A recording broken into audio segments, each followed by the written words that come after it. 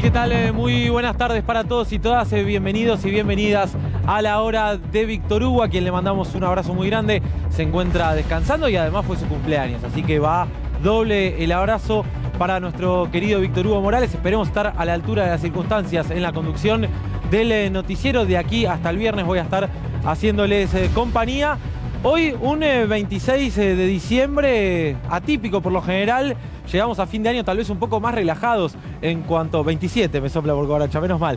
Llegamos un poco más relajados en cuanto a las noticias, a las novedades. Sin embargo, tenemos que hablar de un día sumamente agitado, con muchas novedades sanitarias, políticas, judiciales y también económicas. Algunos de los temas que vamos a estar desarrollando en la jornada de hoy. Alerta y preocupación por el incremento de casos de COVID-19 en la República Argentina.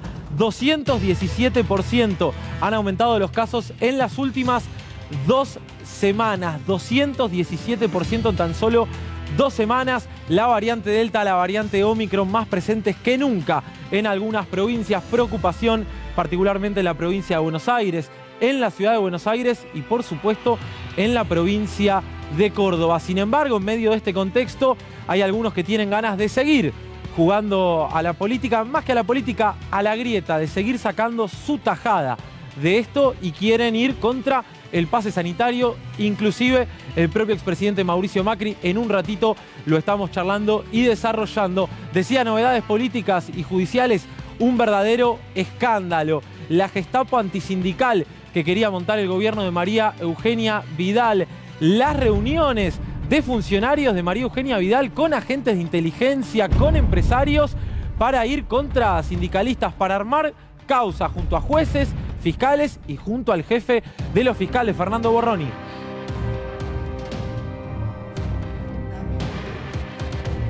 Está preguntando el entorno de Vidal, Juan, se está preguntando cuántas más de estas filmaciones hay, cuántas más y en cuántos lugares, porque Mauricio Macri y su AFI era esto, investigaba a los propios, investigaba a la oposición. La terminología utilizada que vos recién marcabas, Juan, la terminología de si yo pudiera tener una Gestapo, pero además después lo vamos a detallar. ¿Cómo era el modus operandi? El ministro de Trabajo, Marcelo Villegas, se lo contaba a los ahí presentes. ¿Cómo era el modus operandi para encarcelar, en este caso, sindicalistas? En un ratito lo charlamos y lo desarrollamos. Vamos a estar junto a Raúl Eugenio Zaffaroni y junto a uno de los sindicalistas perseguidos por esta suerte de Gestapo, según el propio exministro de Trabajo de María Eugenia Vidal, Marcelo Villegas. Bueno, Roberto Baradel va a estar acompañándonos, alguien que ha vivido en primera persona la persecución del gobierno bonaerense en los últimos años. Novedades económicas también respecto del consenso fiscal y polémica por el impuesto a la herencia. Steffi Pozo.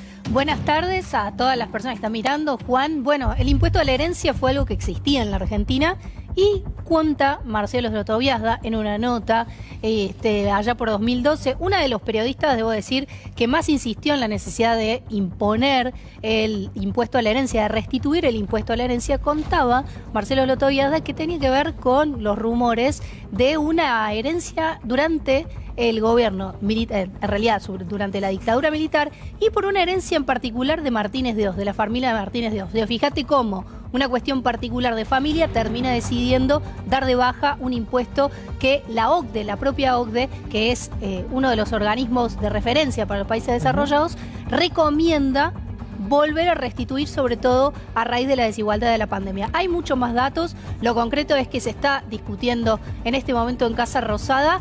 ¿Podría ser una opción restituir el impuesto a la herencia? Muchas preguntas, mucha información. En breve, más detalles. Herencia y desigualdad. Me parece que va por ahí la cuestión. En un rato lo charlamos y lo debatimos junto a Estefanía Pozo. Nosotros nos vamos ya mismo al móvil de C5N desde La Rural, en el barrio de Palermo. Cada vez más gente acude a hisoparse de cara a viajes planificados porque tiene síntomas y por supuesto por contacto estrecho. El gobierno analiza modificar la definición de contacto estrecho y que aquellos que fueron contacto, valga la redundancia, de positivos de COVID, bueno, se den por positivos también y realicen el mismo aislamiento que aquella persona que ya ha dado a través de un hisopado positivo. Rafa Palavecino está allí. Rafa, muy buenas tardes. Contanos cómo está la situación. Hola Juan, buenas tardes. Toda esta fila que vos ves acá, Avenida Sarmiento, esto es entre Libertador y Santa Fe, para ingresar a la rural, son vehículos con gente que viene a hisoparse, viene a hacerse un test de antígeno. En este centro, que es el más grande de la ciudad, 6.200 turnos, es sí o sí con turno. No vengan sin turno porque los van a rebotar, van a tener que ir a un centro a detectar, en caso de que tengan síntomas, a un UFO. Pero vos fíjate, la gran cantidad de vehículos que hay, son de este acceso en calle Sarmiento, donde también hay un acceso peatonal, es decir, los que tengan turno y vengan a pie, bueno, van a poder también ingresar. Hay un circuito que los va a guiar hasta el lugar en donde se hacen los hisopados. También hay un acceso por Avenida Santa Fe, insisto, acá es con turnos, son 6.200 turnos para el día de hoy. Estamos con altísimos niveles de casos, de los más altos desde que se vio desde mitad de año. Y la verdad, la cifra va a seguir creciendo, evidentemente, porque faltan los festejos de Año Nuevo, la gente se va a seguir reuniendo. Mucha gente pasó la Navidad también aislada. Y lo que a mí me sorprendió también es observar aquí el 24 y los días anteriores, la larga cola de vehículos que incluso llegaba hasta Avenida del Libertador y daba la vuelta. Pero por fortuna es muy ágil el paso, es muy ágil la circulación de los vehículos acá.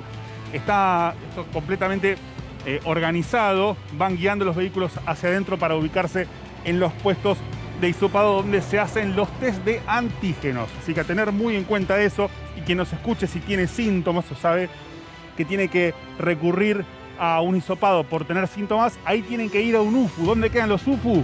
Están en los hospitales porteños, están adjuntos a los hospitales porteños, donde ahí les van a hacer un PCR y les van a indicar qué hacer. Rafa, vos que estás acudiendo y que bueno, en tu tarea periodística diaria has visto distintas filas en distintos momentos de la pandemia.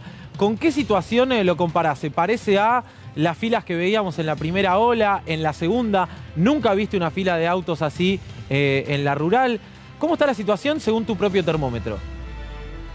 La verdad, esto me hace acordar cuando estaba creciendo la curva en abril-mayo, pero lo que acá me sorprende mucho es la velocidad con la que han crecido estas filas, con lo rápido que hemos visto la cantidad de gente que fue a acudir a un centro a detectar o a un UFO o en esta en cuestión. Así que realmente me sorprende ver cómo se comporta la curva en esta semana.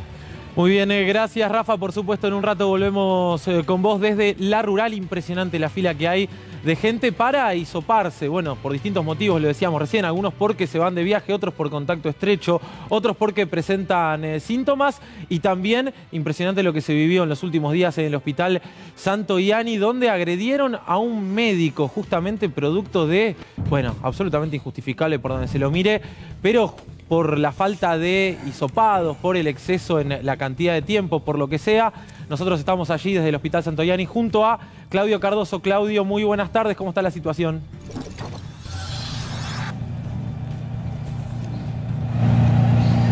Al aire, Claudio.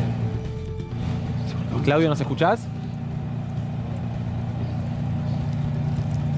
Bueno, hay algún problema técnico, en instantes volvemos allí con Claudio Cardoso. Estamos viendo las filas de gente para hisoparse. No sé si les ha sucedido, yo lo decía recién fuera del aire, hablando con los chicos detrás de cámara, no me pasó en ningún momento de la pandemia de conocer tanta gente, tantos vínculos cercanos que son positivos o que al menos son contacto estrecho, ¿no? Digo, en una situación donde por condiciones climáticas deberíamos hablar de una baja en la cantidad de casos. De hecho, desde agosto para acá venimos viendo una gran baja en la cantidad de casos y tal vez porque nos agarra a todos con la guardia baja. Digo, todos nos hemos relajado un poco con las medidas de cuidado.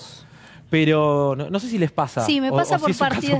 No, me pasa por partida doble. Me pasa por la ciudad de Buenos Aires y por Córdoba, porque Córdoba tuvo ayer más de 2.400 contactos, casos positivos. Así que hables con la persona que hables, por lo menos en la ciudad de Buenos Aires. Sí, en Córdoba están todos o aislados, casos positivos o estrechos. 5.600 casos casi hoy en la provincia de Córdoba, con la variante Omicron más presente que nunca. ¿Fer? Sí, a ver, me parece que es cierto, todos nos hemos relajado un poco. Creo que en algún momento nos convencimos que la Delta... ¿Se acuerdas cuando había la teoría que no, a nosotros la Delta no, porque como tuvimos la Manaos, la Delta no nos va a pegar? Bueno, nos pegó la Manaos, le pegó la Delta y ahora viene la Omicron. Ahora, lo que creo sí preocupa en relación a lo que vos decías, Juan, es que en la ciudad de Buenos Aires se recortaron los espacios de testeo. Acordate que Horacio Rodríguez Larreta autorizó que no se use más barbijo en la calle, que no se use barbijo en los espacios abiertos de las escuelas para los chicos de los primeros grados. Y aparte, todos los encuentros masivos que existen en todo el país, no solamente en la ciudad, creo que generaron esto. Y que va a seguir creciendo, y que va a seguir creciendo inevitablemente. Claro, porque la experiencia nos dice que cuando se disparan los casos en los grandísimos centros urbanos, automáticamente a las pocas semanas vemos esa dispersión en todo el país. En medio de todo esto faltan unos días nada más para la presentación del pase sanitario, para que comience a entrar en vigencia el pase sanitario. Yo le decía a la apertura, increíblemente tenemos que asistir a una dirigencia política que no ha estado a la altura de las circunstancias en ningún momento de la pandemia, que han salido a boicotear cuanta medida de cuidado existiera. Bueno, por supuesto también están en contra del pase sanitario. Vamos a charlar con Micaela Sánchez Malcom, es secretaria de Innovación Pública. Bueno, gracias por venir en primer lugar. Hola, buenas tardes, ¿cómo están? El 1 de enero, el 2 de enero, ¿quién va a controlar que se aplique el pase sanitario efectivamente? Me parece la gran pregunta que surge en la ciudadanía hoy. Bueno, el 1 de enero entra en vigencia la decisión administrativa del Gobierno Nacional que implementa la necesidad y la obligación de la ciudadanía de acreditar la vacunación. ¿Qué significa acreditar la vacunación? Que para asistir a determinados eventos de más de 1000 personas, en lugares cerrados, en lugares abiertos, poder asistir a un boliche, aquellos que vayan a bailar, poder participar, por ejemplo, en un viaje grupal, tenés que acreditar tu vacunación. Esto significa que tenés que tener aplicadas al menos 2 dosis de la vacuna con una antelación no menor a 14 días. ¿Sí? ¿Cómo se acredita? O sea, si hoy te vacunás ya vas a tener que esperar afuera. 14 días. Exactamente. Del día que vos quieras ir a un viaje o quieras asistir a un boliche o quieras ir a un evento masivo, 14 días para atrás tenés que tener aplicada al menos 2 dosis de la vacuna contra el COVID-19. A menos que la primera dosis todavía esté vigente, no tenga el tiempo entre las 2 vacunas, ¿no? Bueno, eso ocurre. Lo que vas a tener es una vacunación que está iniciada, no está culminada, porque te vacunaste hace menos de 2 meses y tenés que esperar un periodo de ventana. Bien. Pero para tener completo el esquema de vacunación se consideran 2 dosis mínimamente aplicadas con 14 días posteriores a la segunda dosis. Eso se exige en todo el territorio nacional a partir del 1 de enero. Ahora bien, hay provincias que ya incorporaron este requerimiento donde ya está vigente. Por ejemplo, la provincia de Buenos Aires, la provincia de Tucumán, Salta, Córdoba, entre otras Santa Fe también. ¿Y qué resultados se vio allí, en aquellas provincias donde se aplicó efectivamente el pase sanitario y ya está en vigencia? ¿Funciona? ¿No funciona? ¿Se están dando resultados esperados o justamente este boicot contra el pase sanitario también funciona y da resultados? A ver, vos lo decías anteriormente, hay una posición que está centrada en boicotear medidas de cuidado, de contención y de seguimiento y gestión de la pandemia. Sin entrar en eso pensando en que efectivamente hay que incrementar los cuidados, que efectivamente estamos teniendo rebrotes, que estamos teniendo instancias donde hay mayor contagio, esta exigencia redundó, por ejemplo, que en Tucumán se incrementara la vacunación y se incrementaran las segundas dosis. Lo mismo ocurrió en la provincia de Buenos Aires, donde además ha habido una apertura y una vacunación liberada para cualquier persona que quiera vacunarse, incluso a quienes vayan a vacacionar o a hacer de turismo, digamos, en la provincia de Buenos Aires.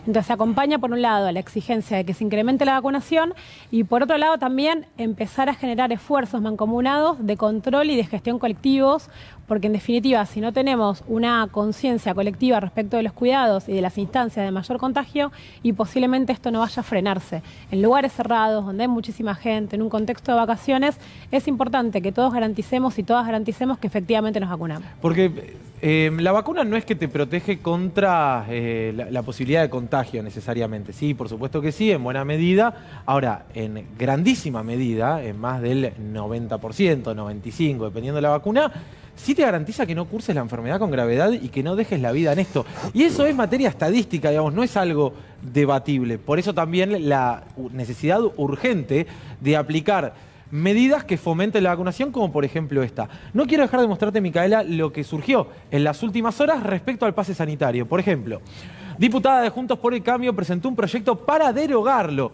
en la provincia de Buenos Aires. Florencia Retamoso asegura que es una medida autoritaria y que su utilización no tiene ningún sustento científico sobre reducción de contagios. No, claro, es lo que decíamos recién. Sí tienes muchísimo sustento científico respecto de la reducción de casos graves, de los ingresos a salas de terapia intensiva y de los fallecimientos. El pase rige en la provincia de Buenos Aires desde el 21 de diciembre. Y por otra parte, dice Tiempo Argentino, en el día de hoy, libertarios antivacuna diseñaron una aplicación web para generar pases sanitarios truchos. La iniciativa comenzó por un autodeclarado militante de Javier Milei que recibió miles de adhesiones en pocos minutos. Bueno, tenemos el antecedente, Juan, de lo que es Uruguay. Ecuador. Ecuador ya estableció la vacuna obligatoria. Yo no sé si estamos lejos aquí o no de esto, pero me parece que es una discusión a dar. Porque uno lo que dice, bueno, la oposición te dice son autoritarios. Yo creo que a esta altura hay que decirle, bueno, está bien, sí, está bien, es autoritario, ya está, porque no lo van a comprender. No hay intencionalidad política de entender qué es por el cuidado, qué es por... Ahora, me parece que si está claro, como dicen los infectólogos en el mundo, que esta es la etapa de la pandemia de los no vacunados, esto no se va a terminar más hasta que no se vacuna todo el mundo. Pero además es una discusión que ya está saldada en muchos países de Europa, sí, que citan como ejemplo estos mismos sectores opositores para decir es autoritario el pase sanitario, ¿no? Digo, se está discutiendo si se implementa la vacunación obligatoria o no en muchos países de Europa. El pase sanitario ya quedó fuera de discusión. Sí, claro. El pase verde. El pase verde en Europa está implementado hace meses, donde ni siquiera podías sentarte a tomar un café en un aeropuerto si no tenías el pase verde. Bueno, vos fíjate, perdóname, Steffi, recién Antonio Fernández Llorente hablaba con un periodista en Israel que le decían, en Israel estamos evaluando que los chicos entre 5 y 11 años que no tienen la vacuna no puedan ir a la escuela.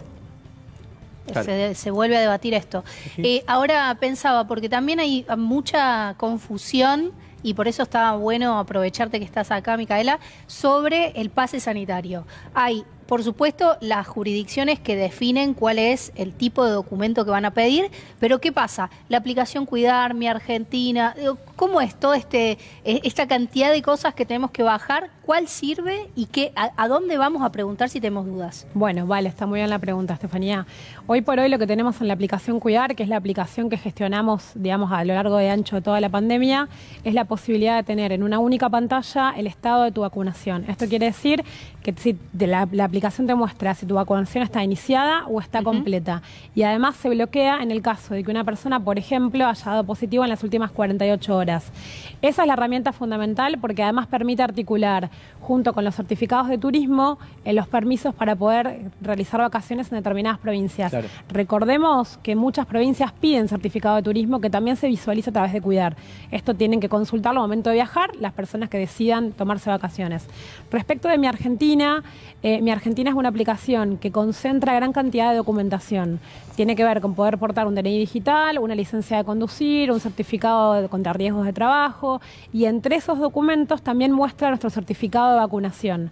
Ese certificado de vacunación es el que nos permite viajar al exterior. Se nos solicita al momento, por ejemplo, de subir un avión. Y además se puede descargar tanto de Mi Argentina como desde la página web de Mi Argentina. Y como tercera instancia, pensando en personas que puedan haber perdido el celular o que tengan un celular que no tenga capacidad o se lo hayan sustraído y las 1000 posibilidades que existen, siempre podemos portar el certificado de vacunación en papel o en cartón que nos otorgaban al momento de vacunarnos en cualquiera de los vacunatorios de todo el país. Lo recomendable sería que uno pudiera imprimirse el certificado para no depender del celular. Digo, te quedaste sin batería, se te rompió, te robaron. Exacto. Y demás. ¿Y quiénes van a ser los que se ocupen de controlar efectivamente a la hora de entrar al boliche? Digo, va a haber...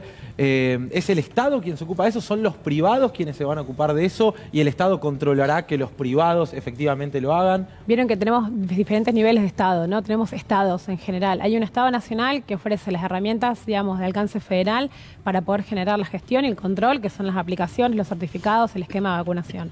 A su vez está la decisión administrativa que le da un marco reglamentario a todo esto. Ahora, la aplicación, el control es jurisdiccional.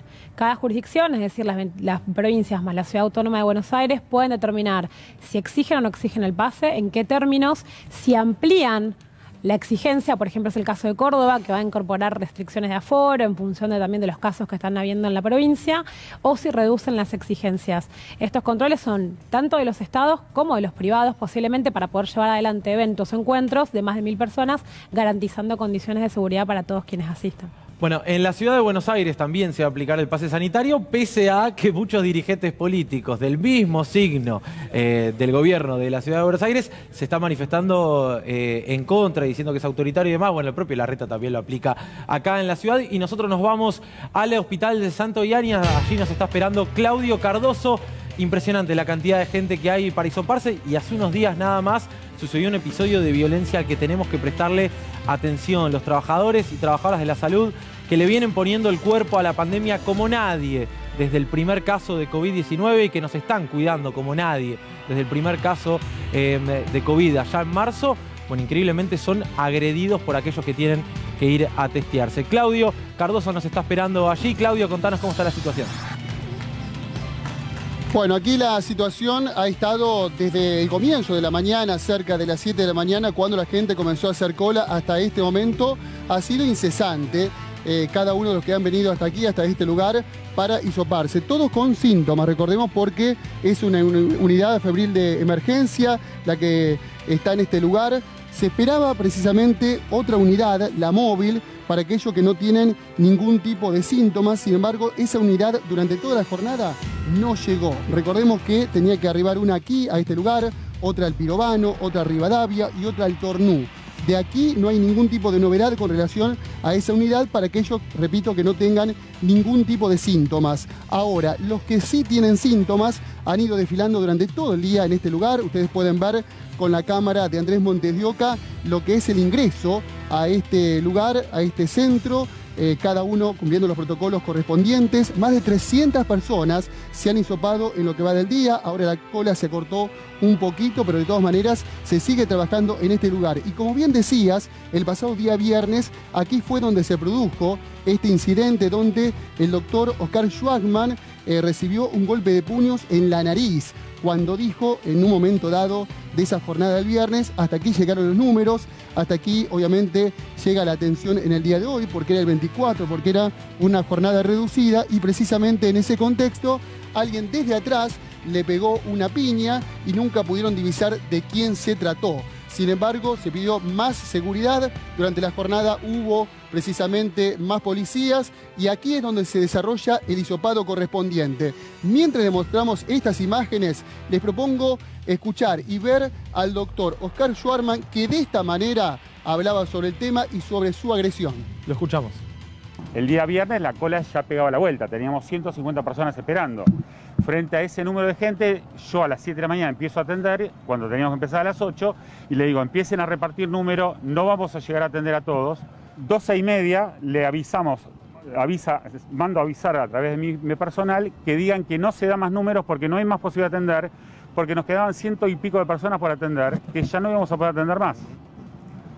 La gente que empezó a llegar le dijeron, venían diciendo: llamamos al 147 y nos dijeron que hasta las 2 de la tarde ustedes tienen que recibir gente. No, hasta las 2 de la tarde tenemos que atender. No recibir gente. Si yo sigo recibiendo gente, vamos a terminar yéndonos a las 7, 8 de la noche y no hay quien procese los hisopados. Frente a eso, la gente se empezó a violentar, a filmarnos con los teléfonos amenazando, como se hace ahora.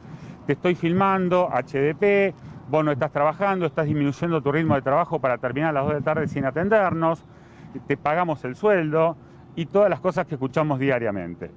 La agresión fue subiendo cada vez más de tono hasta que en un momento yo llamo al ministerio y le digo: mandame móviles policiales porque nos están por linchar. La agresión llegó a tal punto que mi gente se encierra dentro de la unidad de febriles y se atrinchera, y la gente de seguridad del hospital se pone adelante de la unidad de febriles tratando de evitar que la gente rompa la unidad de febriles. La policía fue apretada y maltratada igual que nosotros. Recibieron empujones, recibieron insultos y recibieron escupitajos. Yo estaba atrás, seguí hisopando, atrincheré a todo mi personal y yo seguí hisopando a la gente que ya estaba cargada y que yo tenía la historia clínica en la mano. Estoy terminando de atender, escucho a uno de atrás que me dice: ¿vos sos el jefe? Le digo: sí. Espera que ahora te atiendo. Me saco la escafandra, me doy media vuelta y vi una piña en el medio de la cara. No supe quién fue. Sin mediar palabra directamente, o sea, sin mediar nada. Antes de eso, varias gente pasó por atrás insultándome y amenazándome. Ahora, usted hablaba de que los escupen. Siguiendo trabajando, a ver, no me voy a amedrentar porque me dieron una trompada.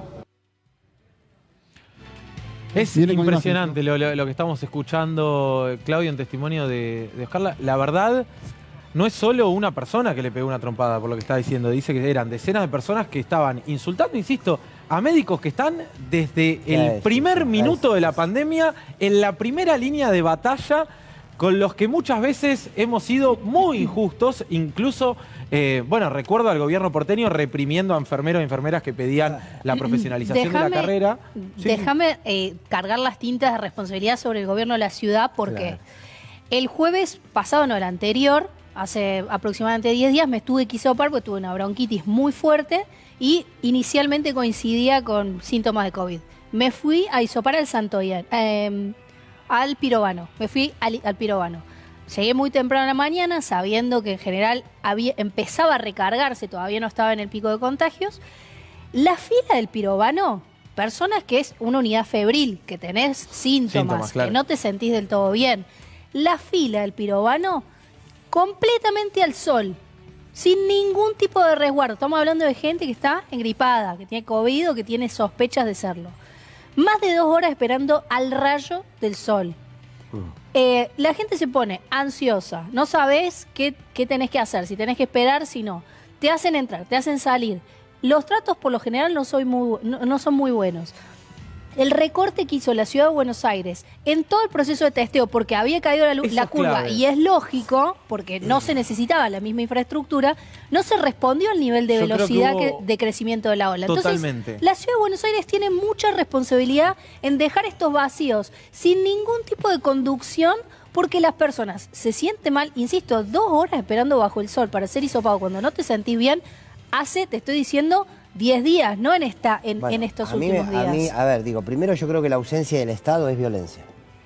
Se ve de muchas maneras, tarde o temprano, la ausencia del Estado es violencia. A los médicos, ¿sí? y a la gente que se está hisopando. Y me parece clave lo que decía Juan. A ver, cuando vos porque hay una construcción, ¿no? A ver, no estamos justificando absolutamente nada porque tenés que ser muy cobarde para agredir a cualquier persona por la espalda. Agredir a un médico, una enfermera, un asistente de salud. En este contexto habla de lo que nunca jamás, sos. pero en este contexto. Habla de lo que sos.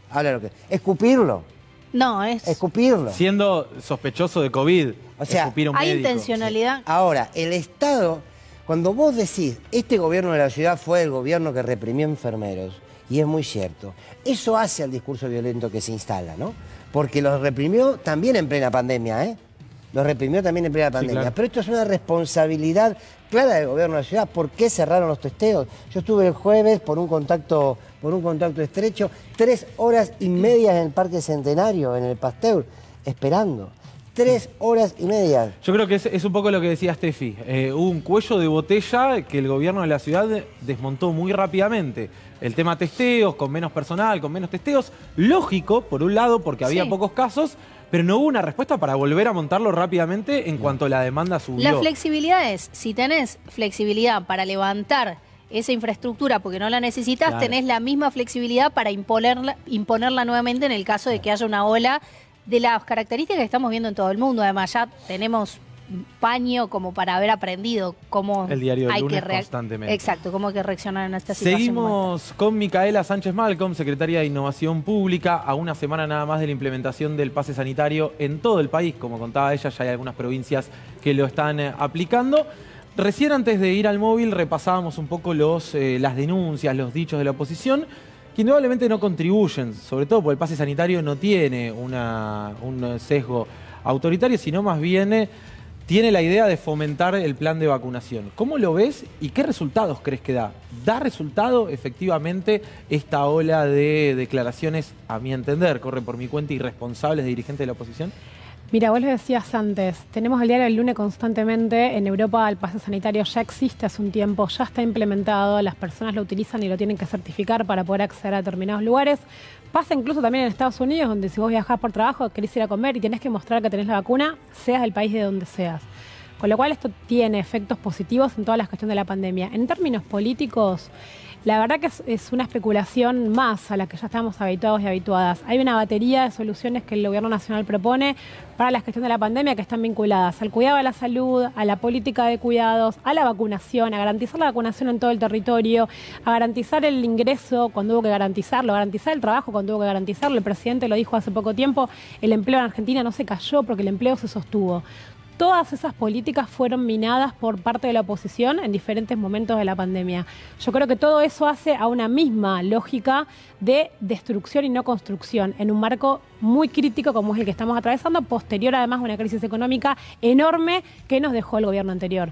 Con lo cual yo creo que colabora a que haya mayor conflicto, puede colaborar a que la gente se vacune un poco menos y genera rispidez, cuando en definitiva lo que nosotros y nosotras tenemos que hacer es generar instancias de acuerdo y de cuidado entre todos y todas. Acuerdos básicos, ¿no? A los que debería llegar toda la política sin distinción. Gracias, Micaela, por venir. vamos a estar descargando la aplicación y... Yo ya la tengo descargada, todo. Ya todos expliqué, vacunados, la radio, por acá no busquen. Gracias, Micaela. Nos metemos de lleno en novedades judiciales y políticas. Gravísimo. La mesa judicial ve la Gestapo de Vidal en las palabras de su propio ministro de Trabajo, Marcelo Villegas. Se acaba de expresar al respecto la vicepresidenta de la Nación, Cristina Fernández de Kirchner. Lo hizo a través de la red social Twitter, jugando irónicamente con las palabras que había pronunciado la semana pasada en instancias de la falta de mérito dictado contra Gustavo Arribas y el propio Mauricio Macri en la causa por espionaje ilegal. De Papá Noel a la Gestapo, dice Cristina Kirchner en la red social Twitter. Bueno, queda más que claro que de cuentapropismo no tiene nada a lo que hemos asistido en los últimos años gracias a los agentes de inteligencia de Mauricio Macri y su gobierno. Amplía Cristina Fernández de Kirchner hace instantes en Twitter. Gestapo, policía secreta de Hitler que utilizaba métodos despiadados para identificar y arrestar a los oponentes políticos y a otros que se rehusaban a ajustarse a las políticas del régimen nazi. Qué palabra, ¿no? Gestapo. Tratándose del gobierno macrista, todo siempre es peor a lo imaginado. Y sigue. Si yo pudiera tener una Gestapo para terminar con todos los gremios, lo haría. El textual corresponde a Marcelo Villegas, ministro de Trabajo de Mario Vidal en provincia de Buenos Aires, en la reunión de la mesa judicial del 15 de junio de 2017, cuyo video fuera puesto a disposición de la justicia por la actual intervención de la AFI. Acompaña a Cristina una foto donde se identifica a todos y cada uno de los asistentes a esa reunión de la mesa judicial de María Eugenia Vidal en el Banco Provincia. Esta es la foto en la misma reunión y en la misma mesa de Sebastián de Stefano, director de Asuntos Jurídicos de la AFI de Arribas y Magdalani, quien en agosto del 2018 visitó al juez Carzoglio, denunciado por el propio juez Carzoglio, de Avellaneda, para decirle que Macri quería preso a Pablo Moyano. No sé si recordarán esas semanas donde todos los días los diarios, los canales de televisión, amigos del macrismo, que lo siguen siendo, decían que era inminente la detención de Pablo Moyano y prácticamente le enviaban mensajes directos al juez Carzoglio. Esta es la foto en la misma reunión y en la misma mesa de Darío Biorsi, cuñado y jefe de gabinete de Silvia Magdalani. Mirá vos el cuentapropismo, ¿no? Qué cercanía al poder que tenía el cuentapropismo de la AFI. Subdirectora de la AFI durante el gobierno de Mauricio Macri. En el video Biorsi da la bienvenida y presenta a los integrantes de la AFI, o sea, la que organizó, dice Cristina Kirchner en Twitter hace minutos nada más. Ministro, subsecretario, senador, intendente, empresarios y altísimos funcionarios de la AFI, todos sentados en la misma mesa, fotografiados y grabados cuando hablaban de armar causas judiciales, en este caso contra dirigentes gremiales. Y continúa.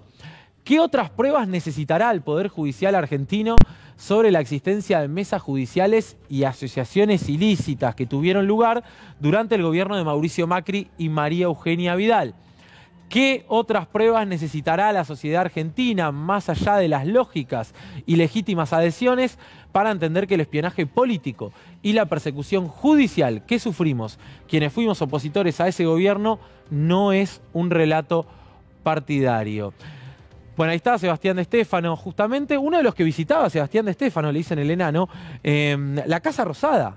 Tiene ingresos a Casa Rosada, como también tienen ingresos a Casa Rosada los propios espías del denominado grupo Super Mario Bros, que espiaban desde María Eugenia Vidal, pasando por Horacio Rodríguez Larreta, Diego Santilli, hasta Cristina Kirchner y compañía, y hasta la propia hermana de Macri. Qué cuentapropistas más locos, ¿no? Sí, a los que estamos asistiendo según Comodoro Pi.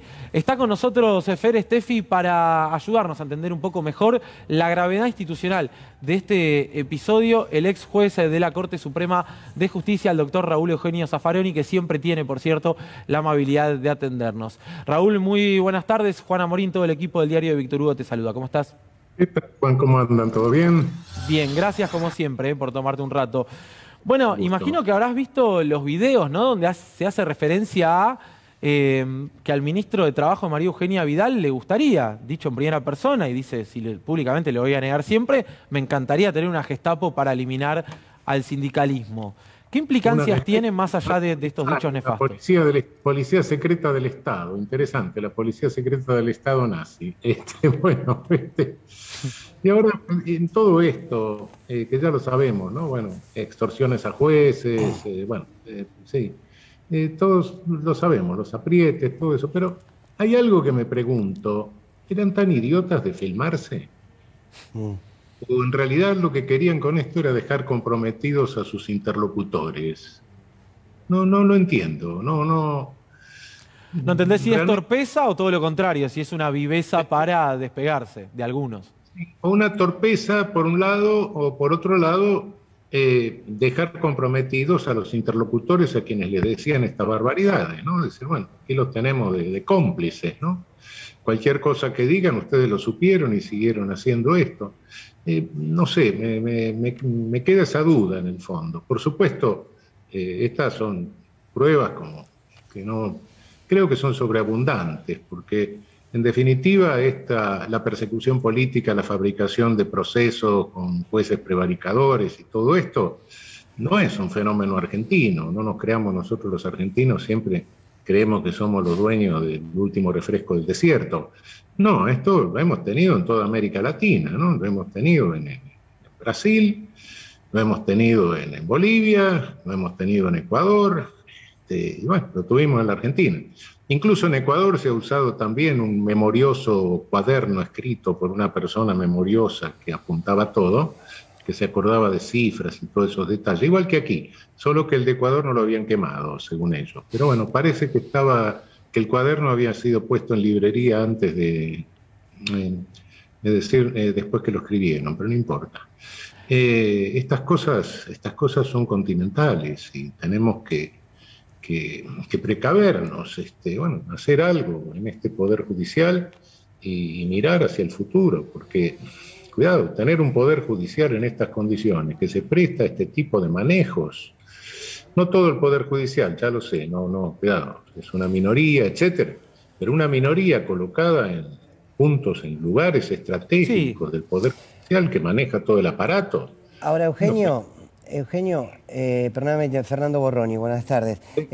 Con el antecedente del fallo de la semana pasada, de Bertucci y de Llorens, ¿no? Si no me equivoco, sí. Que lo que dice es, señores, Mauricio Macri no tenía por qué saber del espionaje, Magdalani al fin y al cabo no supo controlar a 28 loquitos sueltos, por decirlo de alguna manera muy burda. Con ese antecedente, la sensación que uno tiene es que comienza un proceso donde, si las causas van a Comodoro Pi, van a decir que Mauricio Macri no tenía por qué saber el espionaje a los familiares de Lara San Juan, que Mauricio Macri no tenía por qué saber las armas que le mandaron a la dictadura de Bolivia, y que Mauricio Macri no tenía por qué saber que se estaban haciendo este espionaje a su propia gente en la provincia de Buenos Aires. ¿Era el despacho contiguo o apenas unos despachos de la persona con la que se juntaban? Los espías, que era Susana Martinengo. Bueno, digo, si eso puede ser que suceda, digo, esto de la jurisprudencia, ¿no se empieza a marcar ese camino? Sí, obviamente. Cuando hablamos de lawfare estamos hablando de dos cosas al mismo tiempo, ¿no? Primero, persecución política de los opositores, claro. Pero segundo, impunidad de los que tienen la manija. Esto es claro. Es decir, no es solo la impunidad, no es solo la punición de opositores, la persecución de opositores, sino la propia impunidad, lo que les garantiza un poder judicial en estas condiciones. Es a dos puntas la cosa, por supuesto. Raúl, ¿me acompañás a ver? Quiero compartirle también a la audiencia los videos de los que estamos hablando, las imágenes que están detrás mío. Esto pasaba el 15 de junio de 2017. El ministro de Trabajo de María Eugenia Vidal, Marcelo Villegas, junto a referentes de la Agencia Federal de Inteligencia, hablando de su gusto por crear, cito textualmente, una Gestapo para terminar con el sindicalismo, y refiriendo a reuniones con jueces y fiscales y el propio jefe de los fiscales de la provincia de Buenos Aires para montar estas causas. Lo vemos. Créeme que si yo pudiera tener, y esto te lo voy a desmentir en cualquier parte, si yo pudiera tener una Gestapo en vez de una fuerza efectiva para terminar con el punto de los gremios, lo haría. Ahora, las leyes son las leyes, tengo que modificar la ley 10430, sacar de estabilidad a los empleados públicos de la provincia, cosa que por ahí dentro de 100 años un nieto mío lo Bueno, es increíble, ¿no? La propia vicepresidenta Cristina Kirchner recién lo refería a las redes sociales. Supera cualquier imaginación directamente. Pero aún si pensaras lo peor de los exfuncionarios del macrismo, que hablaran de una... Si yo pudiera crear una Gestapo, la verdad que lo haría. Con el peso específico, con lo que significó la Gestapo en la historia mundial. ¿No sabés lo que fue la Gestapo? Claro. Realmente. Claro. Ahora, Está por el servicio de inteligencia secreto de Hitler. Sí, claro. Ahora, Eugenio, Juan Estefi, hay otra parte de lo que le dice el ministro Marcelo Villegas a la gente que estaba allí sentada, donde desnuda cuál es el procedimiento, porque dice textual, nosotros necesitamos preconstituir una serie de elementos para empezar una causa judicial. Luego dice, esa causa judicial se impulsa desde el punto de vista de las amenazas y todas las palabretas. Se impulsan con testimonios de 10 personas con las que nosotros ya estamos trabajando. Todo esto lo dice abiertamente el ministro y luego agrega que con eso se le da volumen a la instancia judicial, con un fiscal, con todo soporte de la Procuración General para instar medidas que generen más volumen y el juez aprobar esas medidas. Les denuda toda la estrategia. Le faltó una tercera pata. Clarín y los medios monopólicos. Claro, sí. Claro. Ni hace falta aclararlo igual. Lo ponen en la tapa, claro. Es necesario aclararlo, pero claro, bueno. Claro. Sí, estás muy bien. Ahora, ¿alcanza con esto que estamos viendo? ¿Alcanzan con estas imágenes que se presentaron, que fueron puestas a disposición en la justicia por parte de la Agencia Federal de Inteligencia? Porque da la impresión que necesitas ya un nivel, aún con la mayor cantidad de pruebas. Digo, hay informes de inteligencia que le llegaron a la mano de Macri, como en la causa de espionaje a San Juan, y sin embargo, como Oropi dice, no, bueno, pero en todas las demás, a todos los políticos, no tiene nada que ver. ¿Alcanza este material probatorio o crees que va a volver a quedar en una nebulosa en ese triángulo de las Bermudas que es Comodoro Pi, para el macrismo, ¿no? Estamos hablando de lo que debería pasar o de lo que va a pasar. Te pregunto por las dos. Estamos hablando sobre lo que debiera pasar. Sí, efectivamente. Yo creo que con este material lo que hay que hacer incluso revisar, someter a una revisión extraordinaria por parte de la Corte Suprema, anular sentencias y someterlas a revisión extraordinaria. No va a pasar. Eso no va a pasar. Lo que debiera pasar con esto es un procesamiento de todas estas personas, por supuesto, porque configuran una asociación ilícita, sin lugar a dudas. Y no una asociación ilícita donde manifiestan voluntad, que estaría muy lejos de un acto preparatorio incluso, sino que lo han llevado a la práctica, de modo que sería una asociación ilícita ya en ejecución, ¿no? Es decir, siempre el lawfare es una asociación ilícita entre jueces prevaricadores, agentes de inteligencia y servicios de comunicación.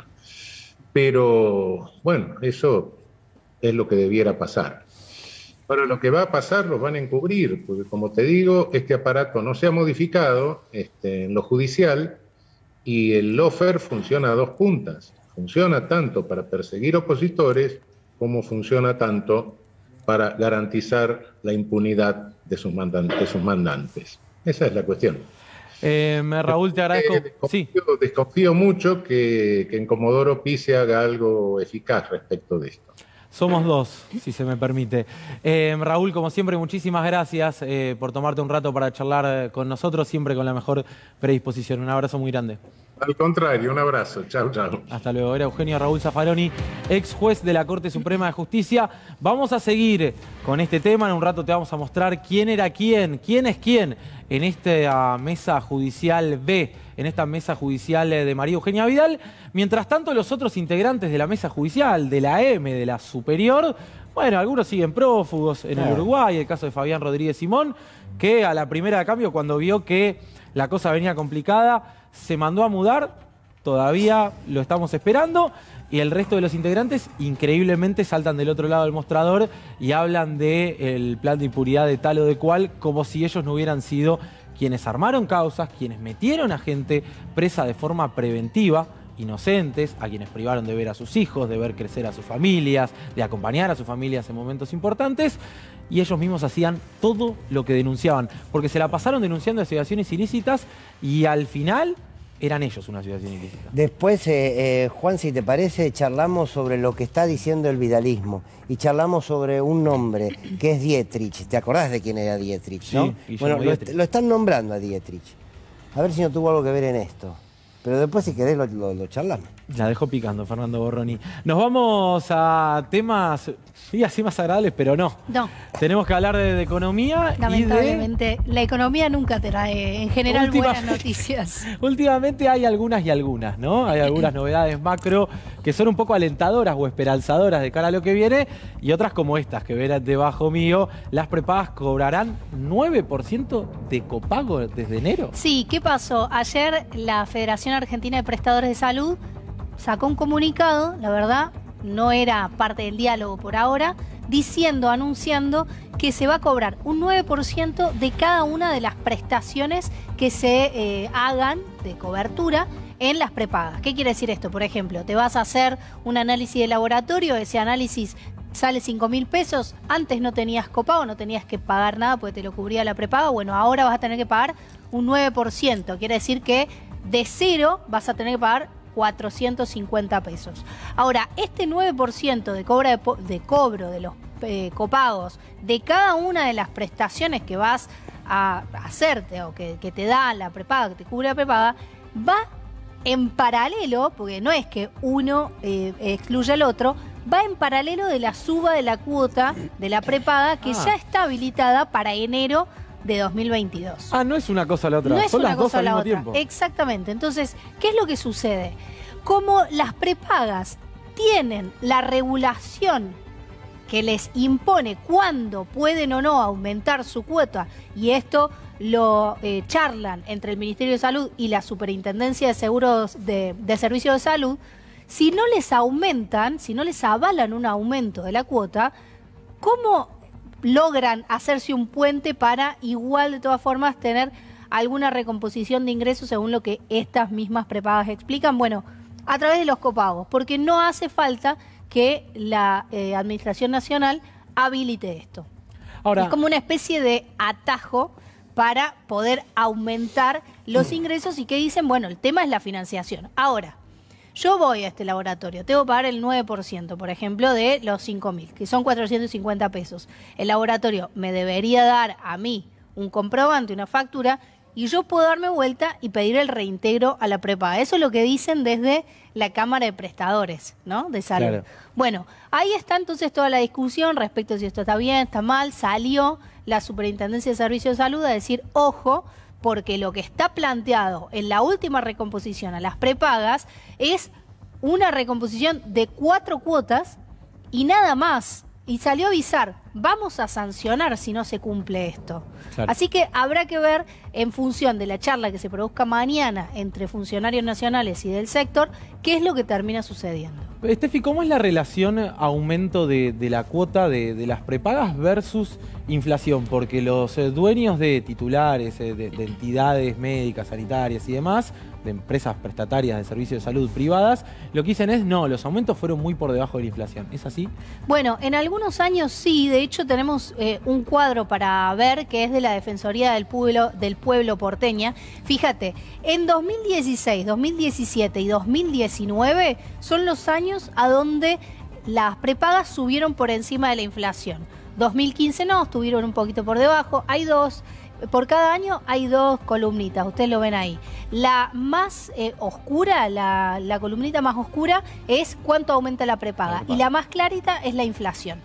Entonces tenés 2015, la prepaga aumentó un poquito por encima de, la inflación aumentó un poquito por encima de la prepaga. En el 2016, fíjense, 43% de recomposición de las prepagas, 40% de la inflación. En el 2017, 31 versus 24, ahí volvió a ganar.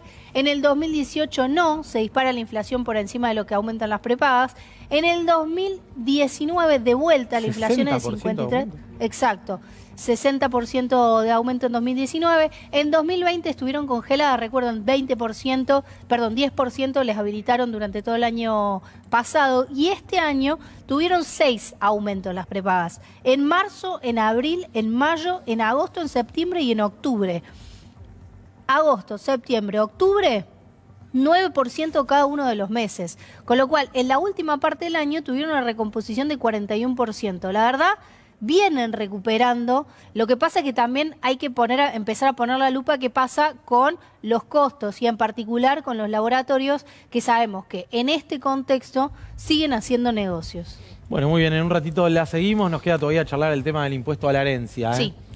Se va a poner picante la discusión, me parece. A mí, si vos me preguntás a mí, lo vengo sosteniendo, para mí es el impuesto que hay que poner en Argentina. Herencia y desigualdad, ¿no? Son dos palabras sumamente necesarias. Si querés que debatamos la meritocracia, ahí está. En ese impuesto lo debatimos todo. Y en este contexto, ¿quién reapareció, Fernando? Y en este contexto reaparece Mauricio Macri con otra terminología. ¿Viste que recién hablábamos de la Gestapo? Sí. Bueno, ahora Macri te dice, ahí lo dice el Zócalo, el que saca los pies del plato de Juntos por el Cambio desaparece. En instantes desarrollamos estos temas, estamos haciendo la hora de Víctor Hugo, estamos en vivo en C5N, breve tanda comercial y seguimos con mucho más en No Te Vayas, dale.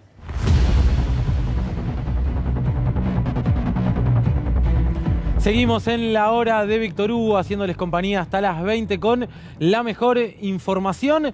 Nos vamos a la política. Reapareció el expresidente Mauricio Macri, lo hizo en una entrevista junto a Osvaldo Bazán en el diario El Sol de Mendoza y dejó mensajes para todos lados, pero sobre todo para la interna de su espacio de Juntos por el Cambio, Fer. Sí, que está muy caliente, Juan, una interna donde la Unión Cívica Radical juega fuerte, donde la Unión Cívica Radical se empieza a ordenar.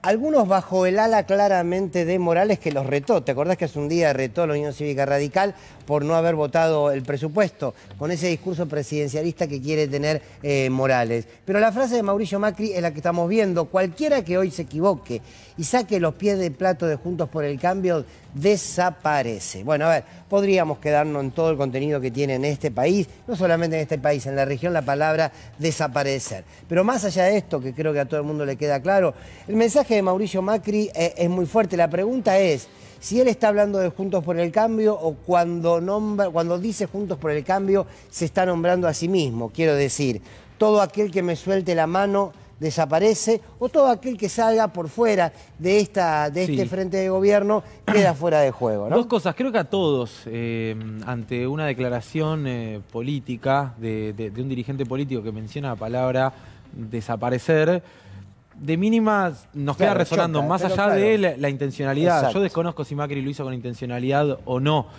pero a todos nos queda resonando. Bueno, no descubro nada nuevo si hablo de la distancia que tiene Macri con las políticas de memoria, verdad y justicia, ¿no? No estoy descubriendo nada nuevo. No, quedó a la derecha de Obama, por ejemplo. Sí, o de Macron cuando vino o Macron. Pero digo, por lo menos de la política tradicional de Estados Unidos, incluso queda a la derecha. Mauricio Macri, casi a su pesar, acompañándolo a Obama al Parque de la Memoria en 2016, ¿no? Absolutamente. Sí, pero es una palabra que no es menor, digamos. Yo comparto, Juan, el lenguaje es fundamental en la construcción del sentido también. Por eso es una palabra fuerte. Ahora hay que preguntarse a quién le dice esto. Sí. Uno puede interpretarlo. Y posicionándose muy por encima, ¿no? De todos. Digo, cualquier dirigente con aspiraciones dentro de Juntos por el Cambio dice, bueno, no hay liderazgos claros, no hay un líder, a Macri se lo respeta y demás, pero nadie dice, el líder es Macri sacando a los recontra la dura. Por eso insisto, los que tienen aspiraciones no lo reconocen a Macri como líder. Y acá Macri se posiciona un poco por encima, no sé si coinciden, de la interna y dice, ojo, el que saca los pies del plato desaparece, dando un mensaje de el líder soy yo. Sí, y creo que también es un mensaje para un sector de la Unión Cívica Radical. Me pregunto si no está destinado a Lustó, que hizo ese bloque de esos 12 diputados que rompieron, y si no es también un mensaje para aquellos que quieren acordar más con esa pata del radicalismo y correrlo a Mauricio Macri de la escena de un liderazgo que yo creo que ya no tienen Juntos por el Cambio. Y también, por supuesto, contra el pase sanitario que aplica iba a decir amigo, pero no, su conocido, su competidor, Horacio Rodríguez Larreta, dice: son cosas muy difíciles de implementar. ¿Quién y cómo se administra? Son cosas que se plantean para mundos ideales, dice Mauricio Macri, pero que usan los autoritarios para atacar libertades. Entiendo que está criticando bueno, al gobierno francés, al español, al gobierno de Reino Unido, que no son gobiernos que Macri tilde como populistas, autoritarios y demás. Y dice, recibimos un país en el tercer subsuelo. Empezaron las metáforas. Prometimos un edificio de 20 pisos. Mucha gente sintió que estábamos lejos de las expectativas porque solo llegamos hasta el segundo piso. Él solo Qué bajito el edificio. Se autodestruye. Y quisieron cambiar. O sea, le faltaban 18 todavía. Claro. Lamentablemente, quienes gobiernan ahora son un ejército de demolición. Bueno, Hernán Lacunza capaz lo ayudó con la metáfora. Sí, a ver, es Mauricio Macri a esta Es altura. ingeniero, por lo menos habla de algo que como decía Laura Alonso. sabe, ¿no?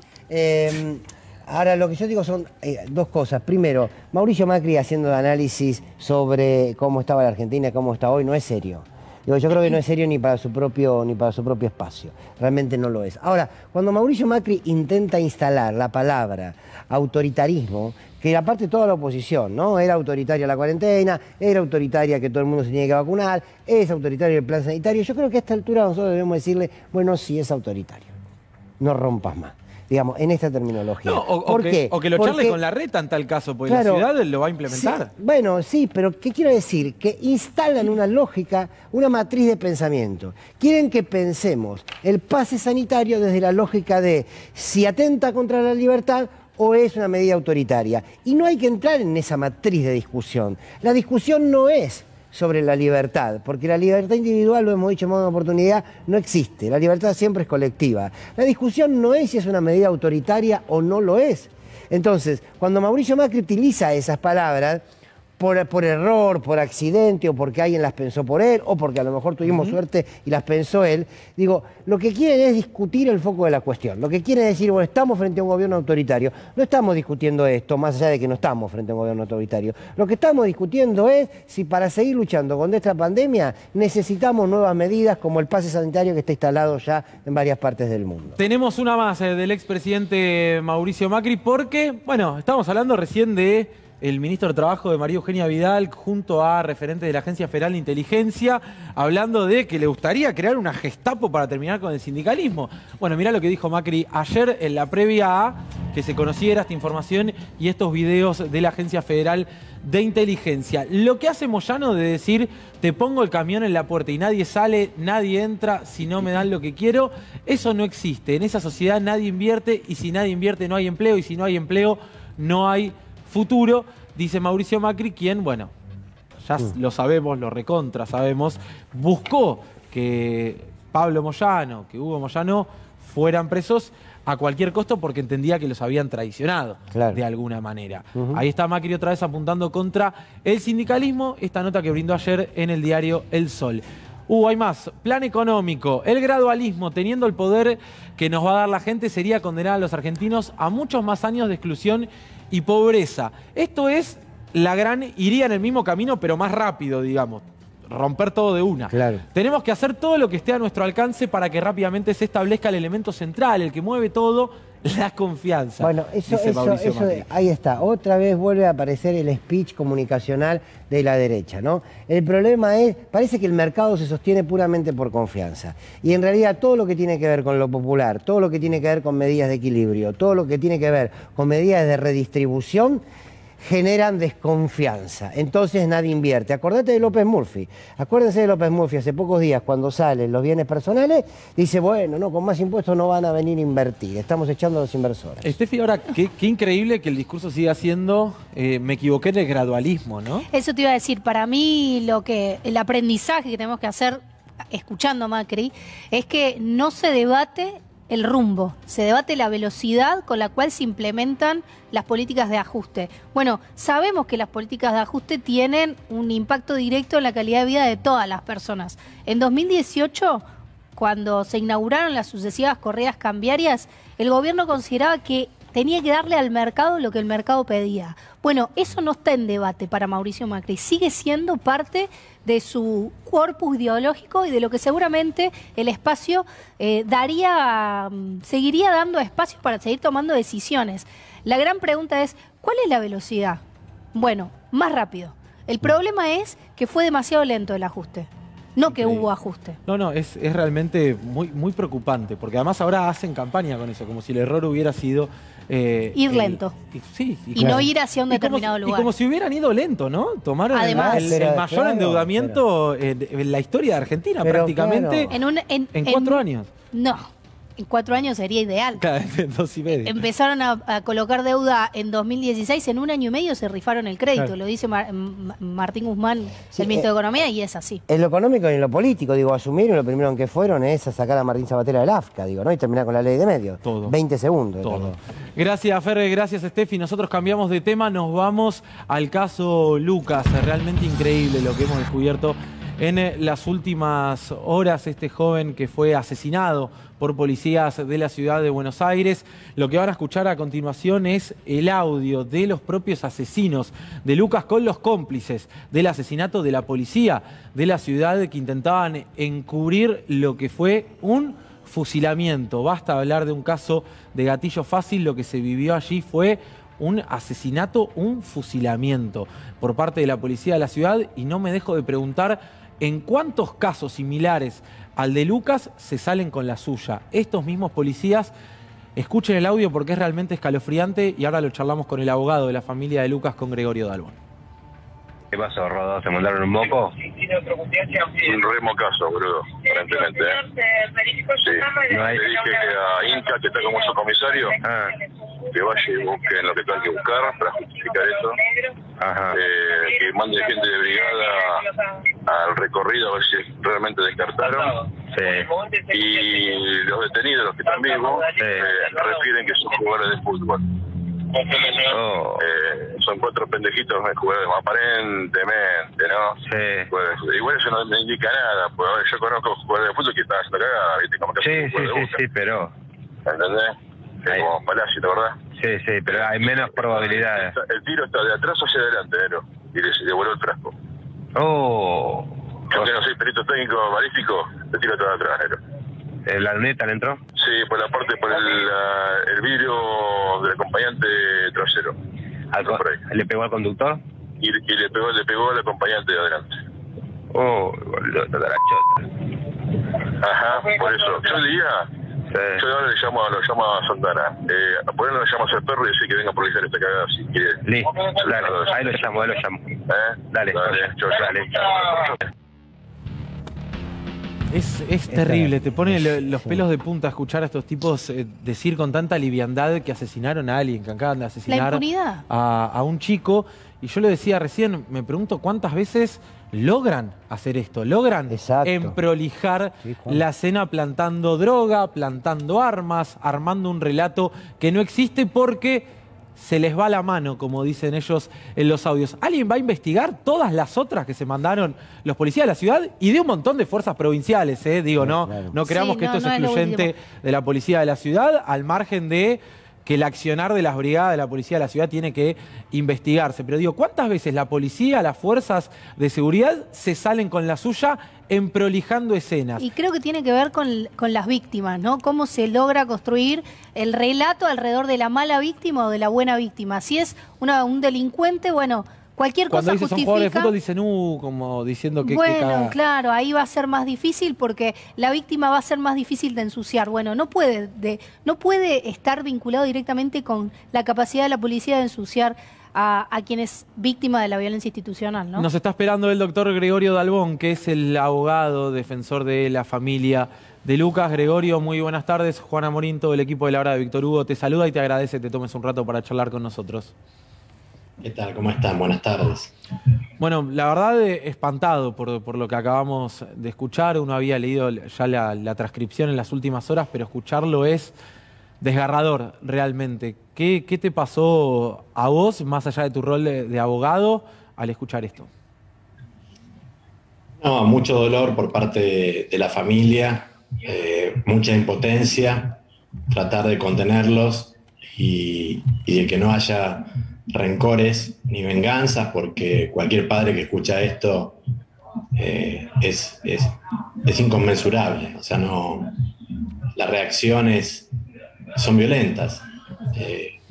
Hablan de trae algo para emprolijar esto, hablan de le partió el frasco, le rompió el frasco. Es decir, no hubo un enfrentamiento. Desde ya lo reconocen como jugadores, pero ante la impotencia dice, bueno, pero los jugadores también de fútbol pueden hacerse alguna cagada, y mandan un caso, como Palazzi le dice, Habrá que averiguar ahí qué pasó. Ese es un antecedente claro y concreto, tal como decías. Cuántas veces quizás pasaron cosas y no nos dimos cuenta o no pudieron resolverlas de la manera que estamos resolviendo el crimen de Lucas. Dolor, Juan. En principio, dolor. Y técnicamente, jurídicamente está probado ahora sí, a todas luces, que no hubo enfrentamiento, que hay 3 asesinos y unos cuantos encubridores. Hay 16 presos. La idea es que estén presos los que tienen que estar, porque definitivamente no queremos a nadie inocente que pague por algo que no hizo, pero aquellos que mataron y aquellos que encubrieron, desde ya vamos a ir con todo el peso de la ley. Justicia, ¿no? Nada de revancha, nada de venganza, y siempre respetándoles el principio de inocencia y las garantías de defensa en juicio. Gregorio, ¿dónde termina la cadena de responsabilidades? Yo decía recién, por el léxico que utilizan, parecieron estar muy acostumbrados a emprolijar, como lo llaman ellos, este tipo de asesinatos o este tipo de escenas donde claramente los propios policías cometen delitos. Mira, Juan, la pregunta es concreta, es si vamos a ir hacia la política o no vamos a ir hacia la política, es esa. Y la idea mía es que no quiero echarle la culpa de esto a Larreta, ni al ministro de Seguridad y Justicia, porque no la tienen.